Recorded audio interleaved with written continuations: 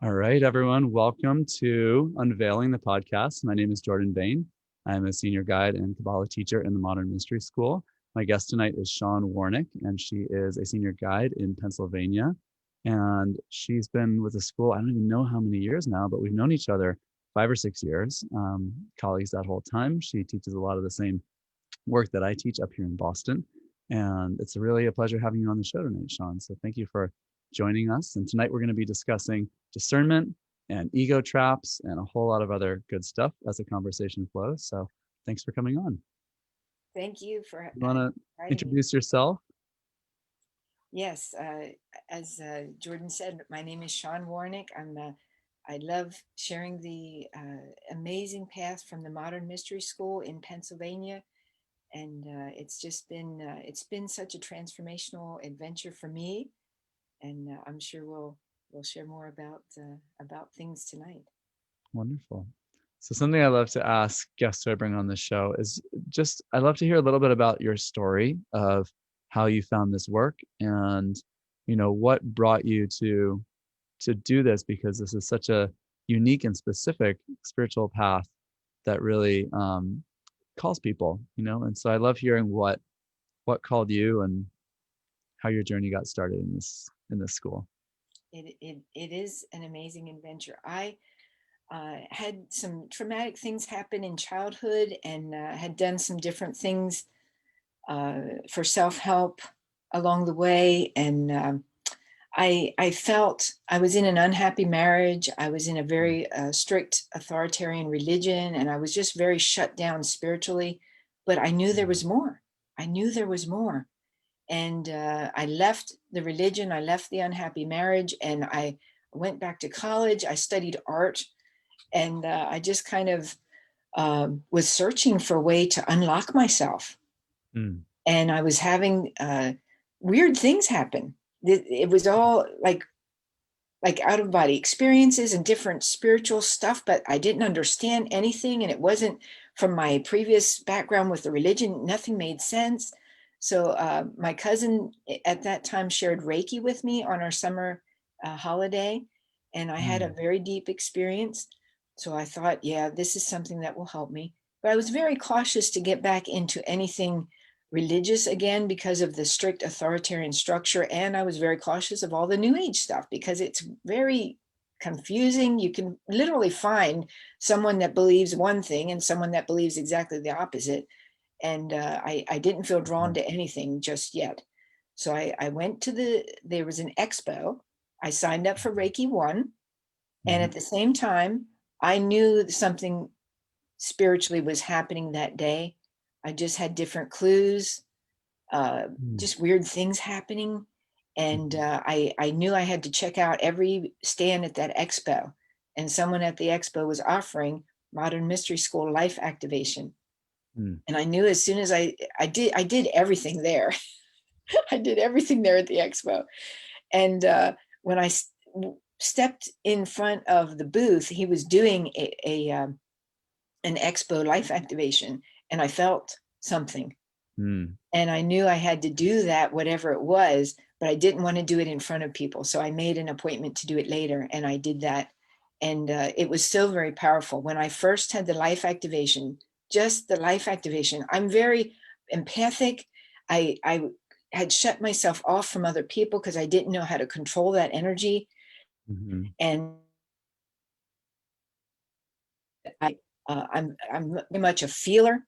So I after the life activation, I literally felt like light was coming in my crown, and it was slowly like it wasn't just that first day, but the next week, every day, it would feel like it's slowly like seeping down further around my body, and it like Mm. I was carrying around this tube of light, and I called the person that did this, whatever this life activation was. I said, "What did you do to me?"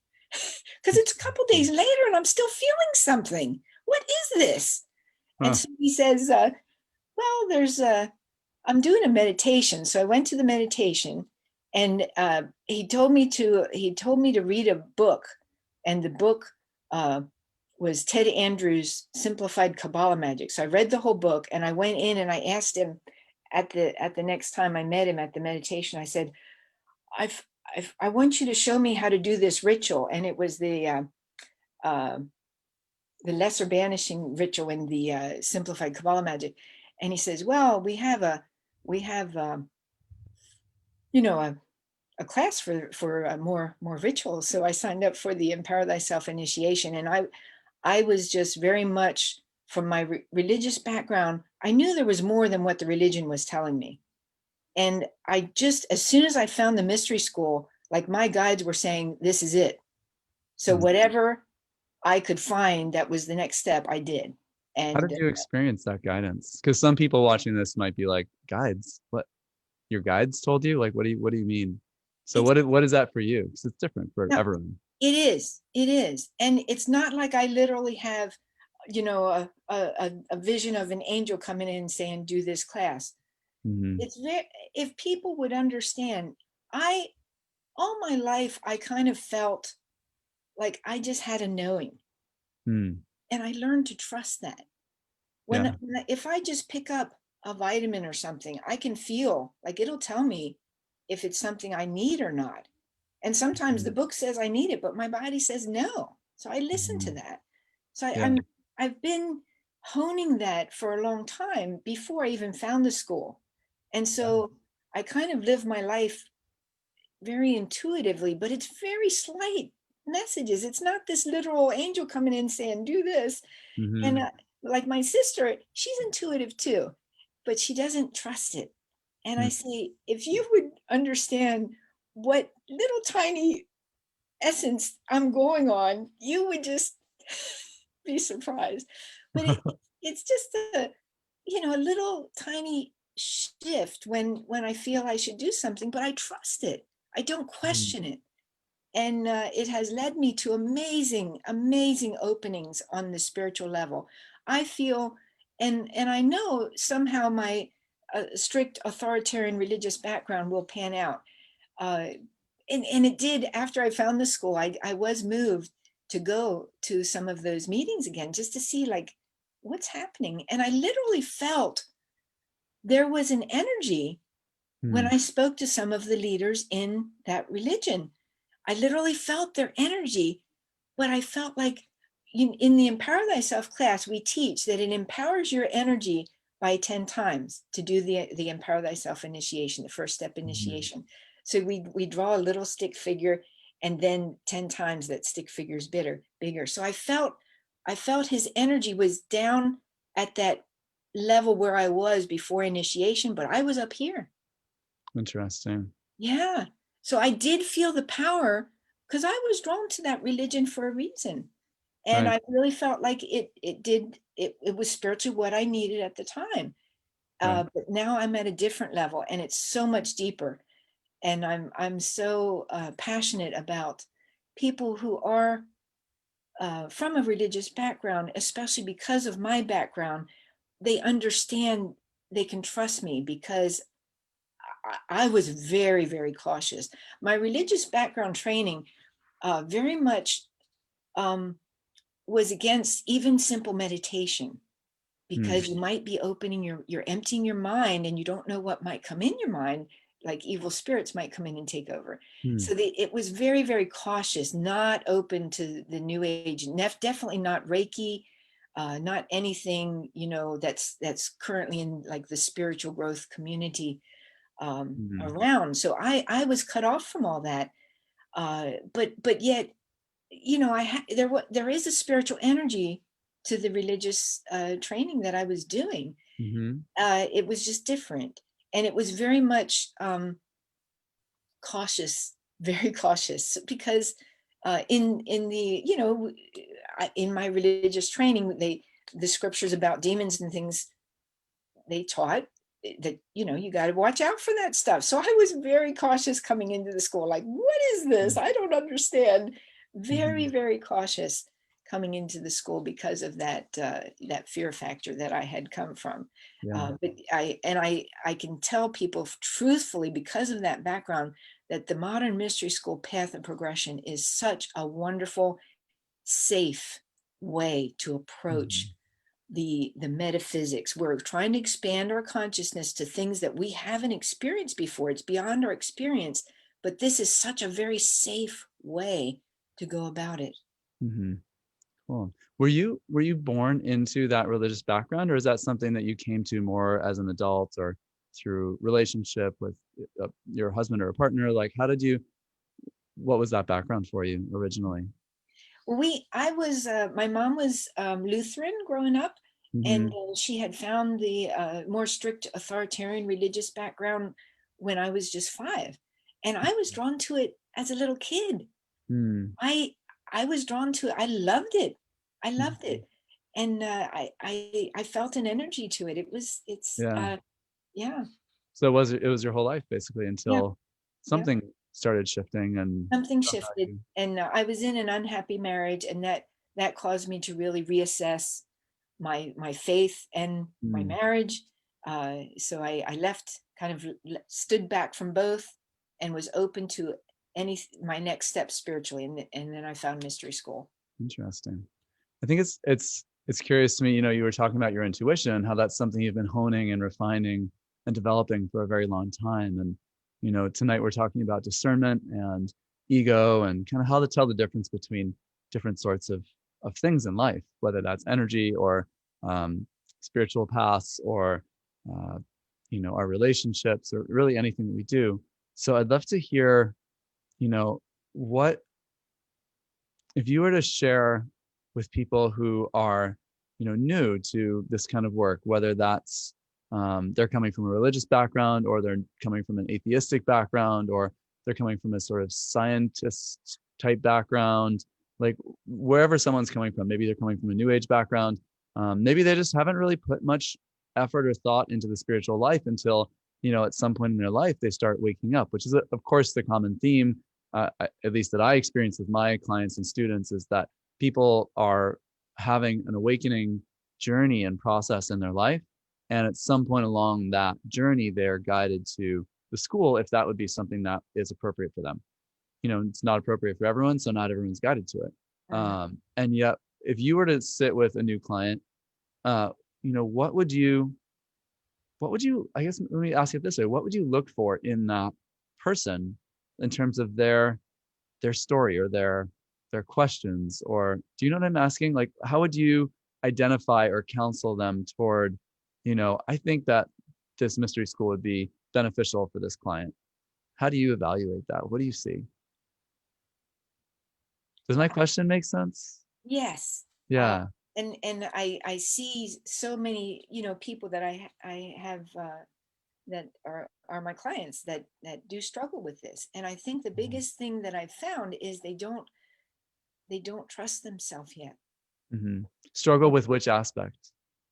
They struggle with, the little clues are coming.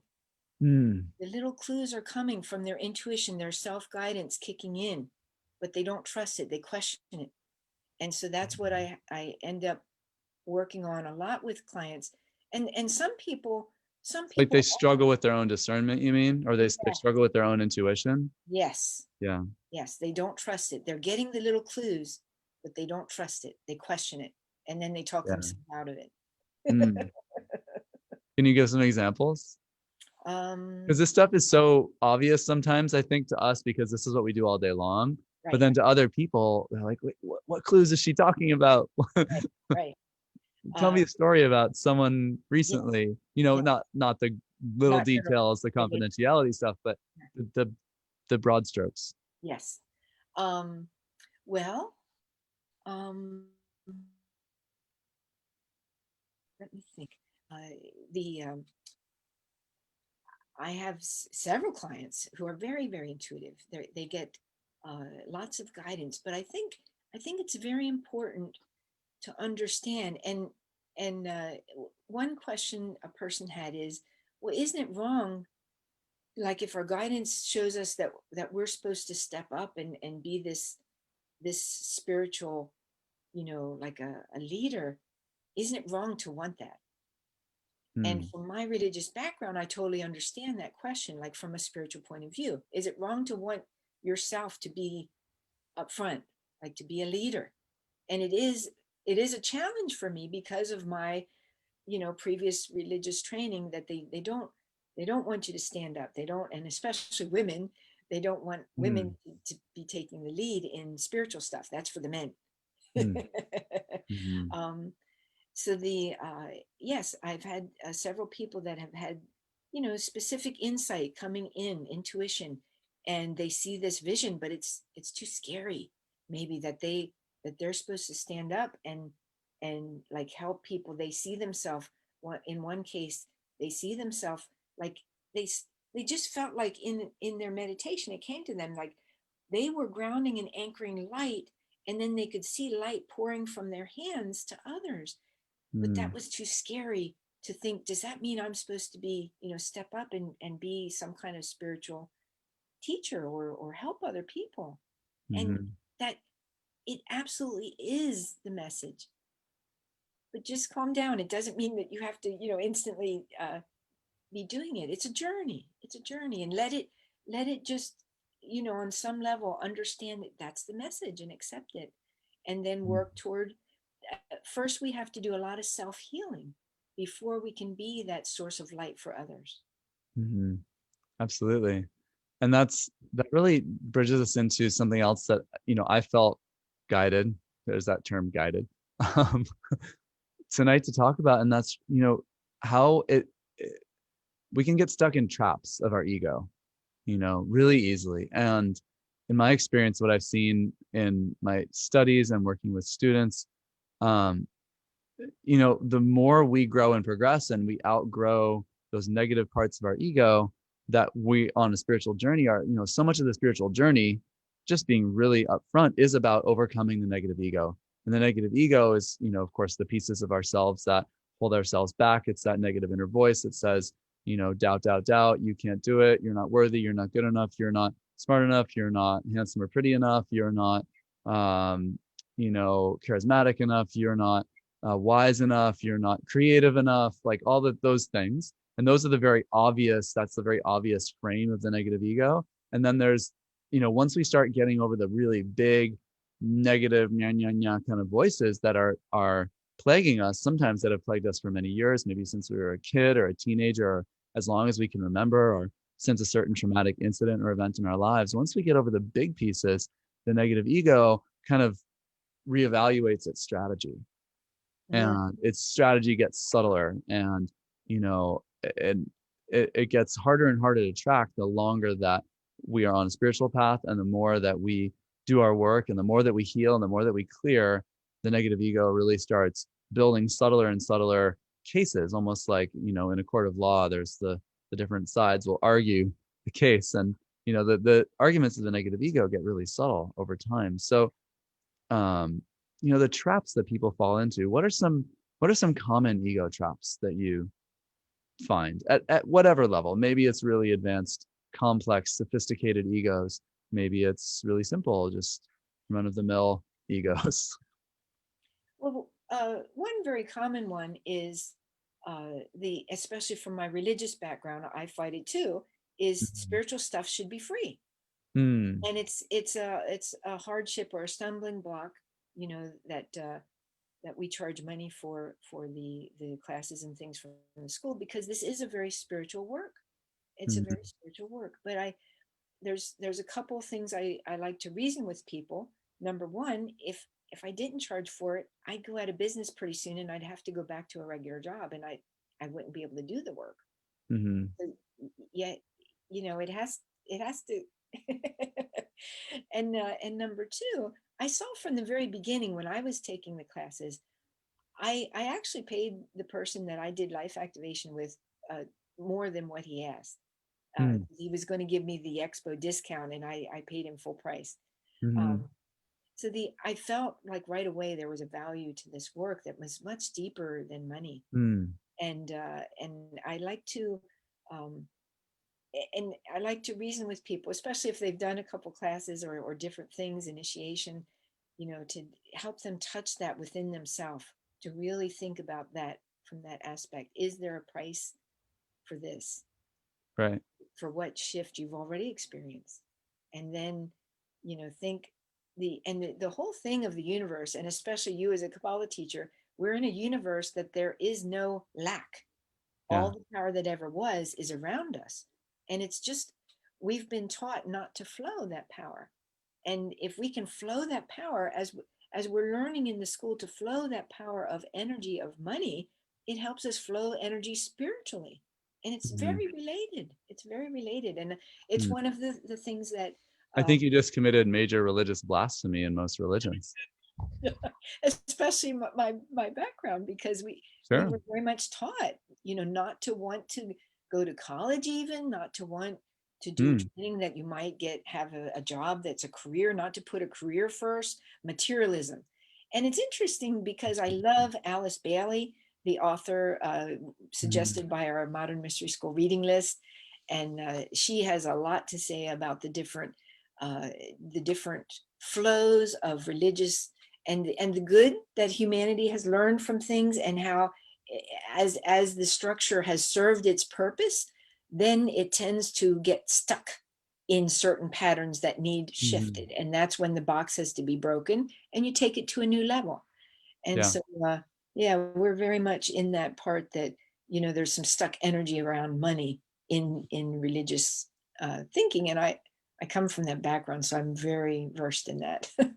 And a lot of that, is really, I think, well intentioned, like kind of what you're saying, or what I'm reading into what you're saying, I think, in that we look at a lot of things in the world and they're so focused on money, they're Hmm. so focused on materialism and having things and having money that the spirit and the energy of something gets totally lost. Right. It just becomes like this robotic, especially in modern times, this automated robotic march toward oblivion of just having more things and having more money and not having any solar spirit involved in that at all. Exactly. And That's so then there's this reaction where the pendulum swings the other way toward, well, we got to get away from money. We got to mhm, get away from materialism. We have to go into the world of spirit and, have this transcendent experience that's the almost like the opposite of whatever we were having before. And that it goes only so far as to a certain point, kind of like when a child goes through their teenage years and they're not yet really mature, but they're also not yet really, they're not really a child anymore. And they know in their mind, I know for myself and probably for yourself, and maybe not for you, but for a lot of people I talk to, that the coping strategy of being a teenager is whatever my parents did, I'm going to do the opposite. just about, yeah. Yeah, whatever they're doing, like I definitely don't want to do that. And later on, maybe we grow up and realize we're more like our parents than we thought we were. And then, the spiritual path is to really discover and discern who am I beyond anything, any training and all that stuff. So maybe I am some of the things I was raised with. Maybe I'm not some of the things that I was raised with, but I'm going to sort through those. And just like what we do in Kabbalah, where we go through the whole blueprint of the tree of life and the subconscious mind, and we parse out the places that those are actually the functional positive parts of me, and I want to keep those, and these are the non-functional or wounded or negative parts of me, and I want to transform or release those. The reaction of religion or different spiritual systems that say, well, this way of the world doing it is bad, and so I want to be good, I want to be in the light, or I want to know God or source or whatever you want to call God or source. I want to know the universe and I want to know myself. And so I'm going to go the other way. And then when a person's done that swing enough times, and no one in my experience can say when someone else is done. Right. It's like, when are you done? I don't know when you're done. Right. You want to go back and forth on the pendulum again and again and again and again, then you can. It might be painful if you keep banging your head against the wall on either side of the pendulum and realize there are some universal laws that apply to all this growth. And um, we the ego traps can be on either side of that pendulum. And also they could maybe even be in the middle of that pendulum. Maybe you get stuck in the middle of not wanting to be too much one way or the other. And that's all. It's very interesting because that comes back to philosophies and teachings and right and wrong ways of living. And in the mystery school, we don't say, well, there's a right or wrong way of living. We say certain Right. things like, you probably shouldn't like kill people or like break laws. That's probably a good guideline for anyone, but you didn't need a mystery school to tell you that. But beyond certain things that should be obvious to most sane human beings, there's not like in the mystery school, here's how you live. Like, this is the right way to live. there's not a, because anytime, like what you're saying with religion, anytime that it crystallizes into something where the box is too tight and restrictive, it has to be broken. Mhm. And the mystery school is taught the exact same way for thousands of years now, because we don't create this box that anyone has to fit into that then somebody needs to break out of. Mhm. Or, and we don't even do that for our whole system. Like the system doesn't just go into a box and now we have to break the box. The system stays consistent generation after generation after generation. And yes, we add to it and we improve on things, but the core of what is taught hasn't changed for 3,000 years, maybe way longer than 3,000 years. So that's interesting. You know, when we look at religion, so much of it is, and we look at spirituality too, but especially religion, I think, because religion often uses more explicit language around this sort of stuff. Um, you know, religion and spirituality are about, at their core essence, and from what I can see, they're about how to be a good person. Yeah. Right? Yeah. How do you, as a human being, be more good or be truly good? And that goes back to, you know, the study of hermetics in our lineage and hermetic teachings. And um, there's many different mythologies about the origins of hermetic teachings. But if we talk about whether that came from Greece or whether it came from Egypt or something even more ancient than that, um, you know, hermetics is about how to live a good life here on earth, where we have duality, where we have a world that has both good and evil. How do you focus on the good? How do you become more good? And religion often talks about evil, right? Mhm. You know, Yes. and that can be a heavy emphasis, especially in Western religions. You know, Eastern religion's a little bit less of an emphasis on that in my studies and experience. Still certainly mentioned and worked with, although many modern interpretations, or what modern Western interpretations of Eastern religions, tend to like to kind of take the discussion of evil out of context with Eastern religions, like with the communities around yoga. You know, within different types of philosophies from India, evil is definitely discussed and worked with actively in terms of, you know, fighting against evil. Like there's the religions mostly exist to be able to stop evil or negativity from affecting a person's life, and so that person can have more space to be good. And yet there's that pendulum swing within sort of a modern interpretation of Eastern religions that takes out the a lot of mentions of evil. So if you go to certain meditation centers or yoga studios, you know, and you ask the students there, like, you know, what are the teachings that you've had through yoga or your meditation teacher on evil? And they're like, well, there's no such thing. It doesn't exist. Right. It's not real. There is no evil. Everything is light. Everything is goodness. Everything is just intention. And that's all there is to it. And anyone who thinks otherwise is really kind of backward. They're way back there with the religionists, and they don't really understand the true nature of how enlightened we are now, that we have grown beyond the concept of evil. And yet, you know, those same people, you know, might be going home and drinking several bottles of wine and passing out after their yoga class. There's actually a lot of yoga and wine classes now. So they might be drinking wine at their yoga class and then drinking more wine when they get home, and then ending up hammered in the bathtub. And they're like, yeah, but it's all love and light. It's like, but yet they're destroying their body and their mind, and they're probably wrecking their relationship, and maybe they're neglecting their kids because they're passed out from, you know, being an alcoholic. And that same person might be thinking mentally, oh, there's no such thing as negativity. And yet, where is the negativity in that? You know, it's like if we look inside, there's usually a lot of negativity, and that's not comfortable. Right. That's not comfortable. So it's kind of different with religion, because in religion, we're looking at the evil that's out there that could get in here, and then it could take my power away. Mm-hmm. And yet in the mystery school, you know, we say evil is just whatever stops our progress toward becoming more of who we really are. Mm-hmm. So then where's the evil? Right. It can be in simple things. Yeah. Playing the video game, that becomes evil if it's stopping them from growing spiritually. Sure. I mean, a lot of times it's addiction. Mm-hmm. People get stuck in cycles.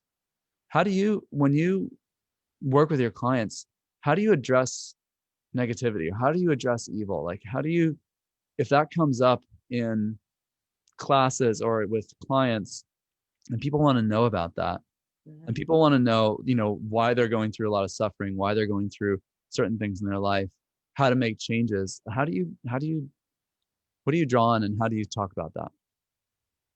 Well, a lot of cases,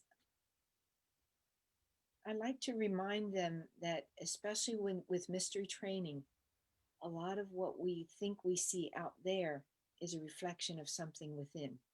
Mm, And it's often related to some old stuck things that happened in our past. And we may know about it and maybe we worked on it on some level, but we didn't release the deeper stuff of it. And so we're still carrying it around and we're still reflecting it in our life. And we may see things in other people that's not really in that other person. It's something we're projecting mm, onto them. And that's in a lot of, it's very accepted. People are familiar with that idea of projecting and shifting things, but the mysteries take it to a deeper level. And I like to really bring it down to the biggest thing that stops us is our own thinking. And that's where we mm. have to start. How do you bring that to your clients?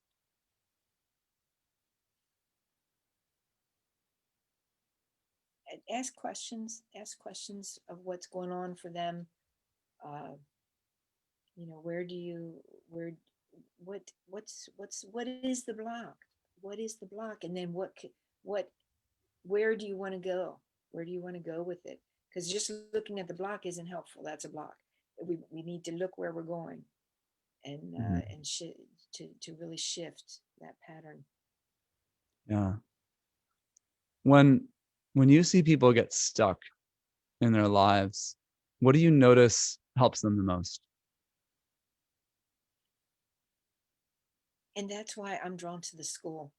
Mm, The things from the school have helped me on deep levels to shift deep things that I thought I was stuck with for the rest of my life, because I found the school older. And I'm kind of jealous when people find the school and that they're pretty relatively young. It's like, wow, I wish. But yeah, I went through a lot of life experiences before I found the school. And by the way, mhm, I started uh, I found the life activation in late 2012, and I did initiation in December 2012, and I did Healers Academy first step initiation in uh, spring of 2013. And you were one mhm. of my Healers Academy instructors, so thank you That's very right. much for helping me on my journey. My pleasure. That's Yes, so long ago. I Yeah. know. So with this work, how do you see it, you know, how do you see it help people? Like when they're stuck? Like what happens when someone is, I come to you, I'm stuck. What do you say? What do you do? How do you break through that ice? Well, and my methods may be um, a little different from most, but I don't. It's gonna be good. All right. Now I'm I really don't tuned I in. don't try to attract the mind a lot. And Hmm. so I try to do something, just a little bit to nudge them with, some sort of energy work, and plant a seed that, hey, Hmm. I think this, we have a session, wonderful session on emotional body rebirth, or different things from the mysteries that help when people are really stuck. And I suggest, that session, and plant the seed and let them see if they want to take that step. But I have noticed so much how the sessions from the mystery school, it's actually a lost science, that we have a complex structure in the etheric and different dharmic, different energy body that you can learn from the modern mystery school to assist them. Hmm. You were totally breaking up there. So you said Oh, different stuff about energy bodies and oh and, yes, and very this. complex energy bodies, and it's actually a lost science that we learn that assists more than any words. So I I don't say a lot, but Mhm, I just try to share something little with them, plant a seed. I think this mhm, emotional restructure session would be really good for you, or something. And I've noticed such amazing results when people are mhm, going through divorce, or different really emotional, trying times, and it's Mhm. helped them tremendously. Yeah, you work with a really wide range of people. From when I've met different people who you've initiated, I'm just Hmm. like, oh, you work with Shawn. Okay, wow, and you're so different than this next person who works with Shawn, which I think speaks to, having a broad base of life experience to be able Yes, to true. meet a lot of people where they're at, rather than just being only able to serve a certain narrow range of individuals. Hmm. Um, you know, I would, I guess, in thinking about discernment and ego and how we can get stuck. Um, I see people sometimes do this work and then they hit something along the way. And it could be anything. It could be like an internal reason or an excuse. And then they stop doing the work for a while. They might or might not come back to doing this kind of work. Um, but it's always interesting to me, like where people get stuck or hung up on their own progression. And don't get me wrong, because everyone's meant to do this work differently. Hmm. So sometimes when a person is doing mystery school work for a while and then moves in a different direction with, oh, I'm going to not really focus on spirituality right now. I need to focus on my business, or I need to focus on my education or on my family. Um, Sometimes that's really like they're coming from their higher self, their higher truth. And other times people come up with like strange excuses or reasons why there something has sort of uh, taken them in a different direction, but it's not really about something that's leading them in a good direction. It's just like a distraction. Yeah. So that's always Too. puzzling to me. But yet I also have been through that myself so many times, Hmm. and seeing it from the outside is interesting. Watching someone else go through that and knowing how many times I've been through that.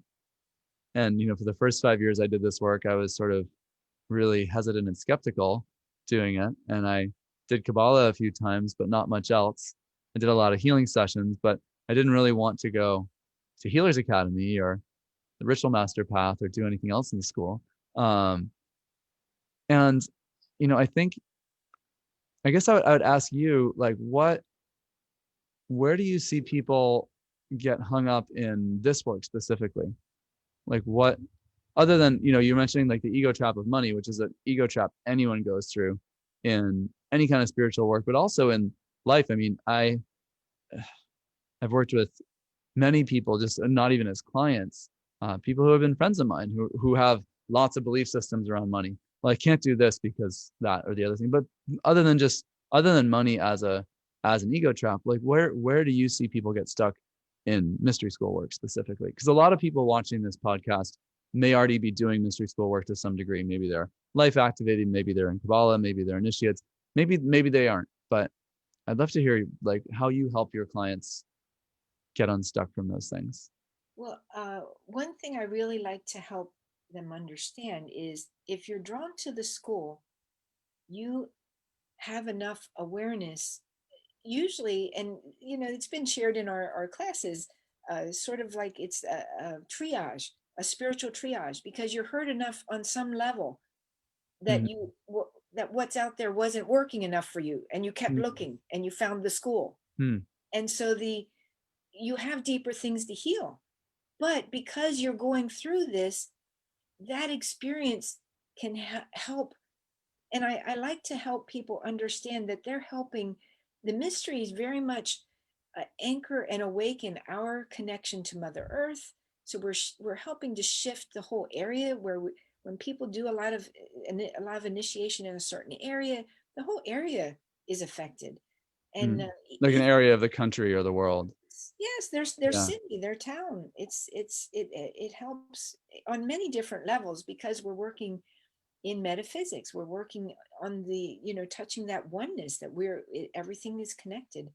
And I like to help them understand on some level the uh, the importance, and for their family lineage they're doing so much more than, like, Mm. sometimes uh, a client might not necessarily see where this is going for them, but I like to bring it back to this has just been a very spiritual amazing path of growth for me. It's all about that. And what that looks like for you doesn't have to look like what it looks like for me.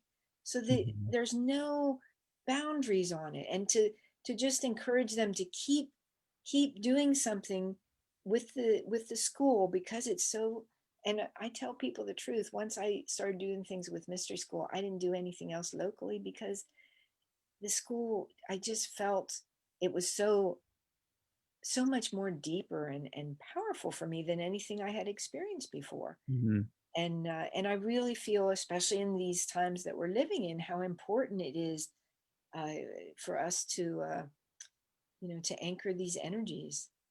Yeah. So you help them understand not only that it's unique to them, but also that there's some way that this is having a bigger impact. Yeah, Yeah. and they're part of it. Yeah. Where else do people get stuck where you watch students kind of put themselves through more suffering than necessary?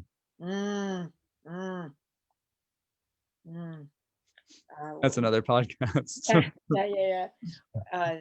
That is a tough one, because I have some clients that, they have some stuck patterns and they just can't seem to get out of it. But Mhm. it's their lesson, and I have to allow, whatever that looks like. Hmm. Yeah. And sometimes it's hard to, especially when we're witnessing people um, see see what they're going through, see it from the outside, and also just allow the process to take place. Hmm. It's kind of part of what it means to be a guide, Hmm. to show up and guide someone else. And you're going to see them go through a lot of their stuff. um, they're not going to get over it necessarily quickly, although with this path they might get over it 10 times faster. Right. They might be, because I've known people in other spiritual systems in past who they've done the work since they were in their 20s or 30s, and now they're in their 60s or 70s, and they've grown, but it's this. And then I see people who have done mystery school work for only 5 years, and they are unrecognizable in the best of ways from who they were when they started 5 years ago. Hmm. And these people, so 10 times the growth, I don't know, is it 100 times the growth? Like we say, there's different levels of initiation that bring more light and therefore acceleration of your Hmm. journey. But everyone's going to go through it. Hmm. Yeah. Everyone's going to go through the whatever suffering they need to, and then probably a lot more that they don't even need to. um, and the ego is really tricky like that, because it often tells you,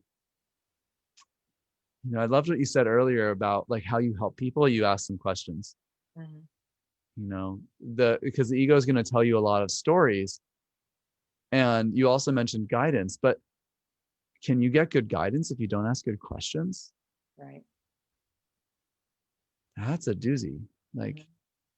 if my ego keeps telling me this is the answer and like the box is right here, Right. but I keep just asking questions that are inside that box, Hmm. then I probably will keep getting answers that are inside that box. And I'm going to be like, well, yeah, this is the way that it is. Right. So somehow in the mystery school, we start asking questions that are outside the box. Hmm. They take us to other um, dimensions of ourselves, and we can start to bring in new perspectives of seeing things. And as we bring in the new perspective of seeing something, we can make a different choice Hmm. about how we're going to act and what we're going to go through, and whether we need to keep suffering with that same thing over and over again or not, or make a change. Definitely. um, but those ego traps really do depend on awareness. They really do depend on what questions we're asking. If Hmm. I'm not aware, I'm probably going to ask a question that won't give me an answer beyond my box. So, we use these tools that increase awareness, that give us that ability to really see ourselves and to really see the effect that we're having in the world, and then make a choice like, do I want to clean that up? But the ego is always going to come in and try and stop that. It's always going to come in and try and tell us a different story. And the discernment of this path is like, we always say in the mystery school, you have to know something by the results or by the fruits of it. Like, you're not going to really know until you go through it and you play it out to some degree and you see what comes from that. And then you learn that that didn't really serve you, or it did serve you, but we're talking about, ego stuff here. So in that case, that it didn't serve you, that the ego wasn't really your friend. And then how many times you have to go through that cycle is entirely up to awareness. Because someone who has a high level of awareness maybe only has to go through a cycle one time and they really get the lesson. But then someone with a very low level of awareness maybe has to go through the same cycle 100 times and they still don't get it. So, I don't know what causes the soul to wake up. I think that's still one of the greatest mysteries.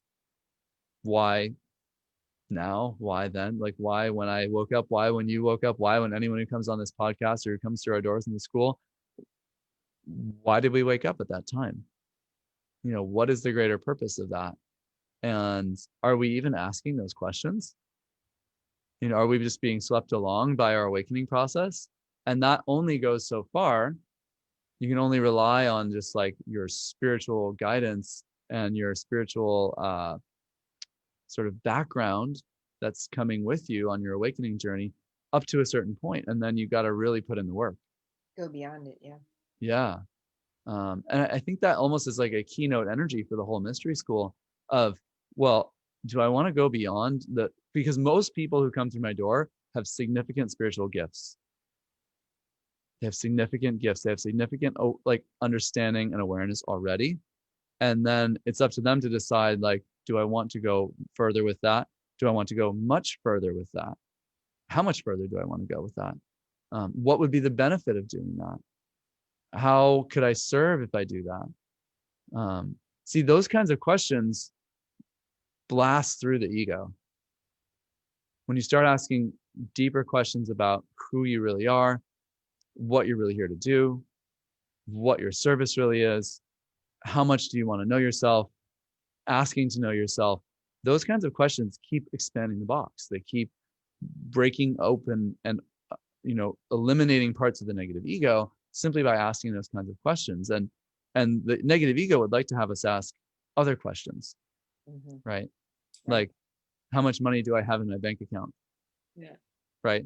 How much love do I have in my relationship? That's a tricky one. Is this the right relationship? Because is there love there or not?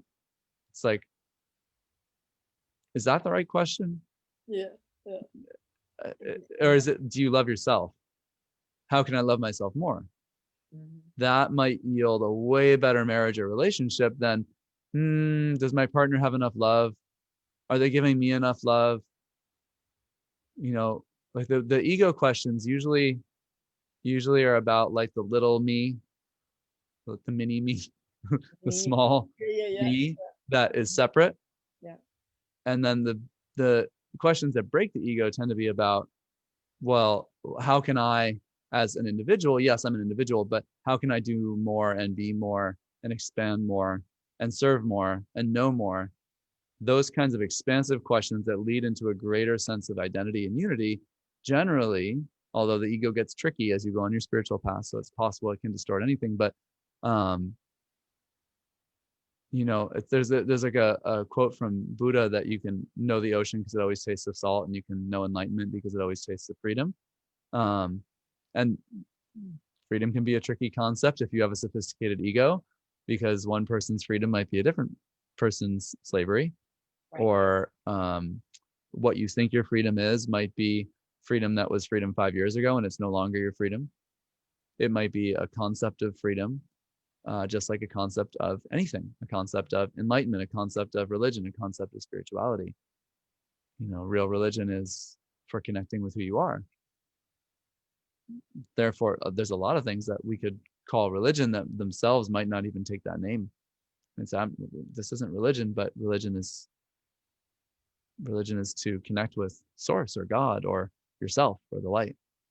So we're like running over our time here, but yeah, we're like already toward the end of our episode.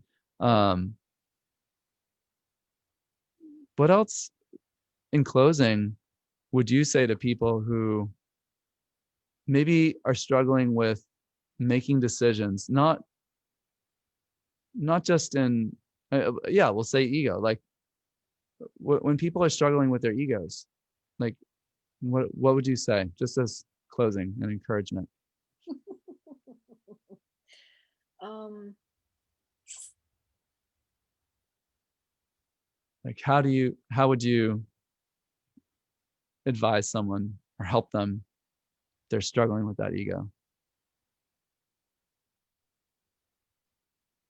the and this is kind of from, you know, my background, so it may not be a common way to think about it, but I I I tend to connect to trust, trusting in and just letting go of the separated self, and searching for that in the situation, like not letting go of emotional reaction and allowing myself to trust the essence of what's happening.